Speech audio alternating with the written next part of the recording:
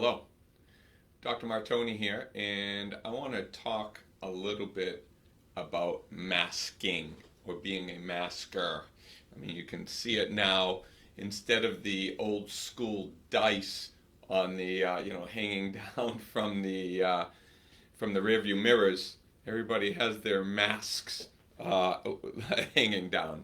It's kind of crazy, but I don't want to I want to talk logically about what's going on, about the end point or not the end point, maybe the end game. You see, since Corona came out, I've taken a stance, and my stance has been that it's not about the flu. Put in Corona, put in bird, put in MERS, put in anything that you want there. It's not about the flu, it's you. So we need to have a more unified message of empowerment to let people understand that if you truly want to feel empowered, and we truly need to get over this scaredemic or pandemic, you need to take more responsibility, know what to do, and know how to protect yourself versus running from the flu. Because the more science that comes out, it's really contradicting what people just say off of the cuff. And let me explain. At the very beginning, I said that the flu doesn't go away during the summertime. You're going to see people getting sick less. And it's not because there's not more spread. It is not because, hey Stacy, it's not because there's less spread of the virus. It's because we're healthier as individuals.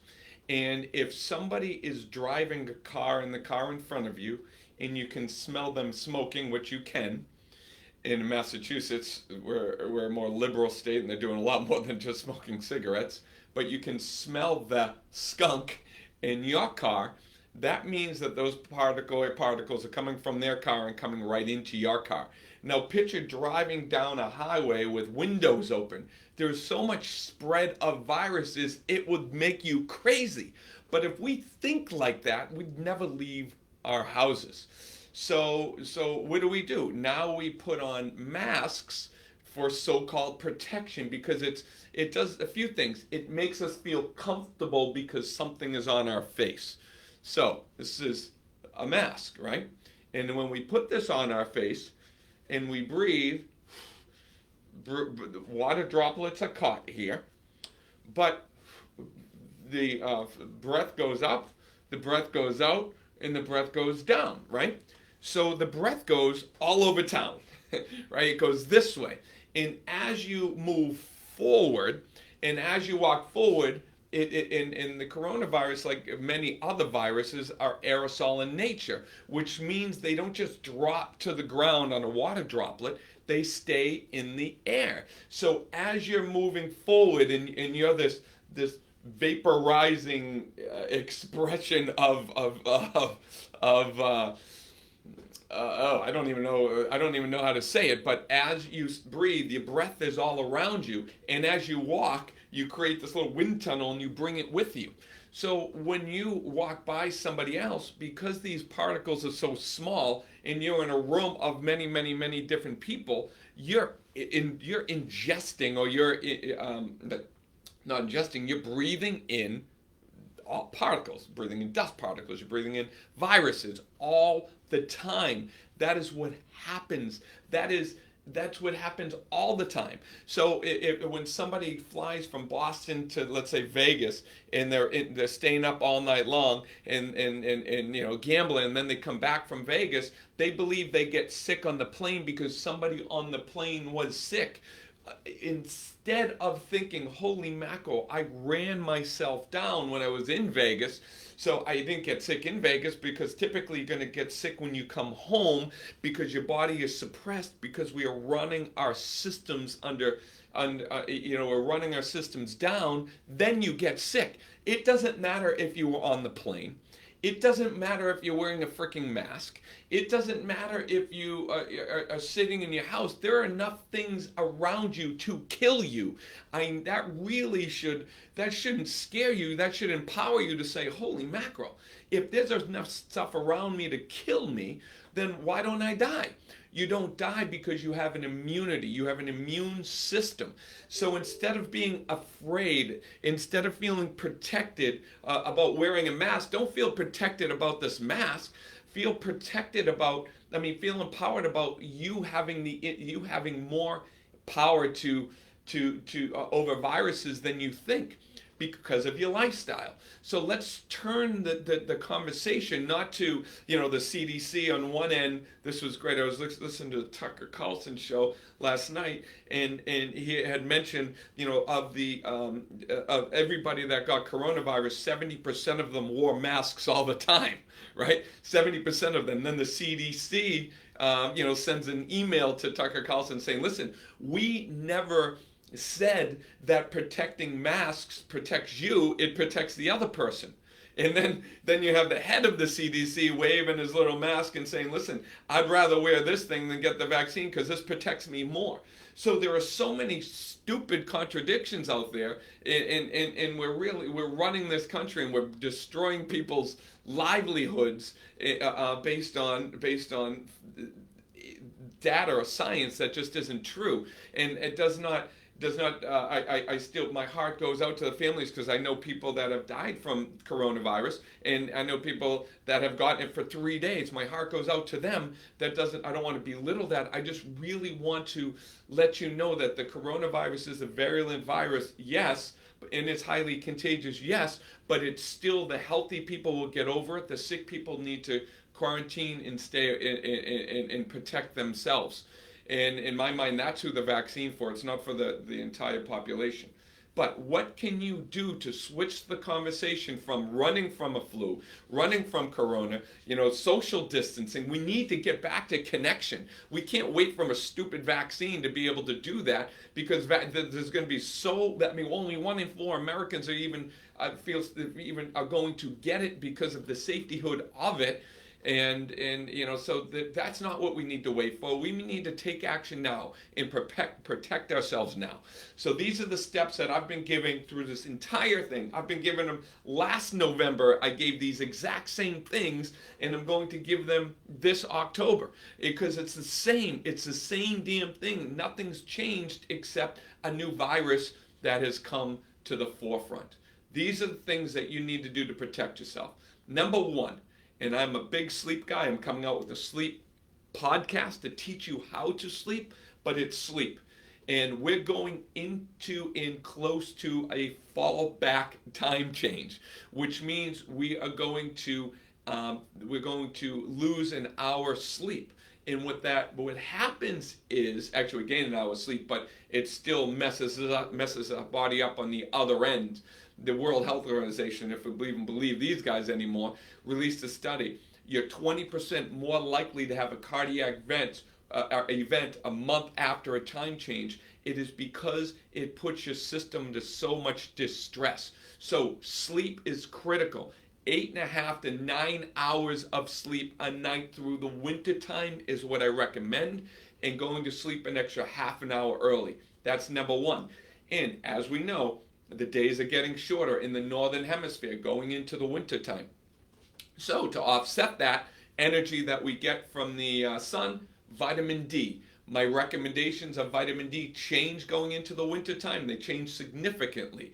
I recommend a product we sell here at the office.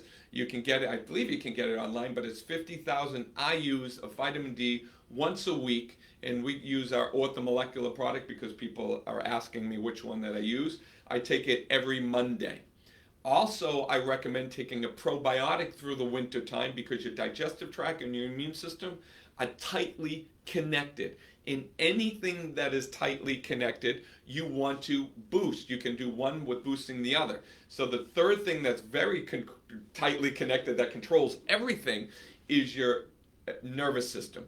Keeping your spine in line, keeping your nervous system functioning optimally helps the immune system and the digestive system function properly, and they actually function as your second brain. It's really crazy how tied in those are together. Warmth. If you want to biohack your immunity. If you want to do one of the single best things that you can do to boost your immunity, the body does it every single time. We disrespect it, and I've given a talk before saying that if you want to drive coronavirus, if you get it deeper and deeper and deeper into your system, then take an aspirin to bring down your fever.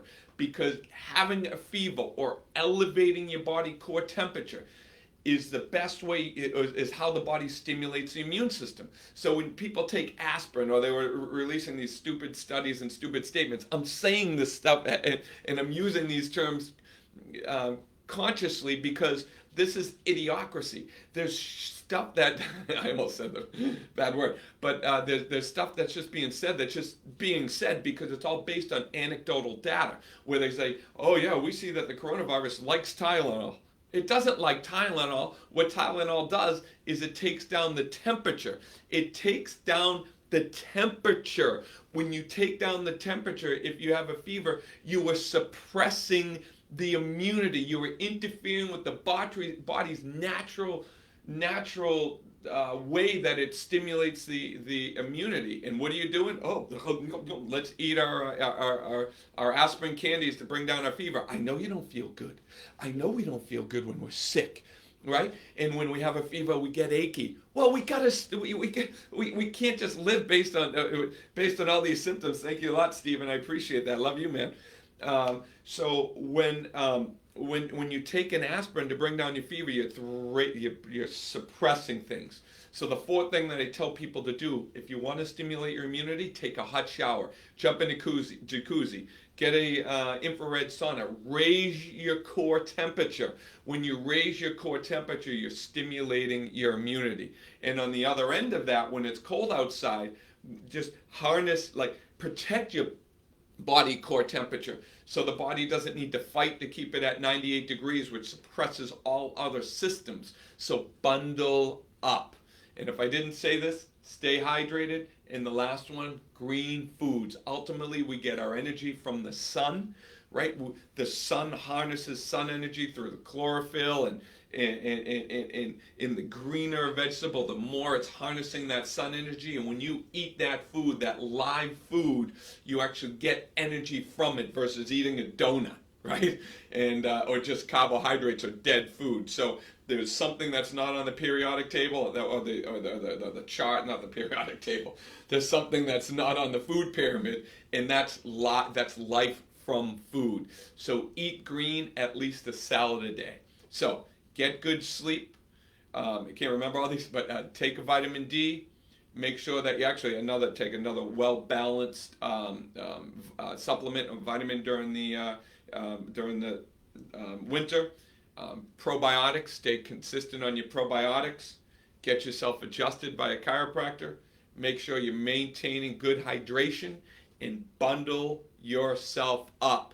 Bundle. Stay warm. Protect your core temperature like you would protect your life, because when you get chilled, your body needs to fight to stay alive.